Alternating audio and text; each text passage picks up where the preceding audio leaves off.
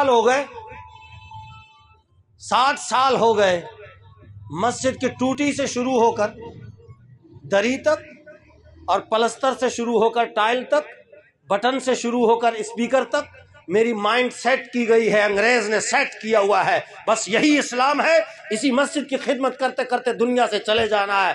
خبردار اگر تم نے دین کی بات کی اور حکومت کی بات کی اور اقتدار کی بات کی، وہ اسی میں دبا رہا۔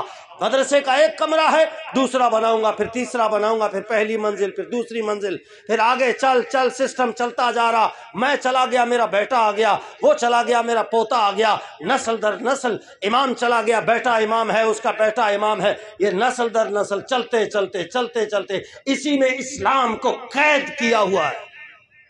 اسلام کو زنجیریں ڈال کر آستانہ ہے، بس جی جو نقش بندی ہے وہ 7 سبق یاد کریں گے۔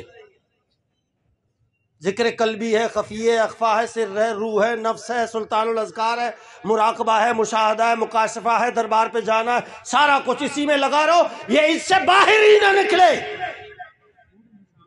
قادری ہے 10 سبق، چشتی ہے 13 سبق، سہروردی ہے 9 سبق، شاذلی ہے 42 سبق، وہ صرف اسی میں ان کو لگا رہو، لنگر پکائے جائیں، مرید ودھائے جائیں۔ اور علامہ اقبال نے بھی اس کی طرف اشارہ کیا، لیکن ان کی بات سنے کون؟ اقبال کے تو ڈے پر بھی پابندی لگائی ہے یورپ نے۔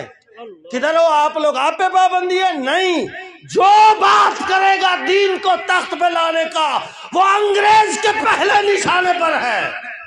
یہ تاریخ اٹھا کے دیکھو، میں اپنی بات نہیں کر رہا ہوں۔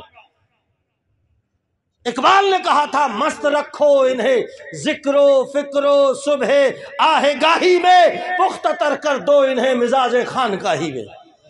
بس اسی میں لگے رہیں، ان پر کڑی نگاہ رکھو کہ یہ دین کو تخت پہ لانے کی بات نہ کرے۔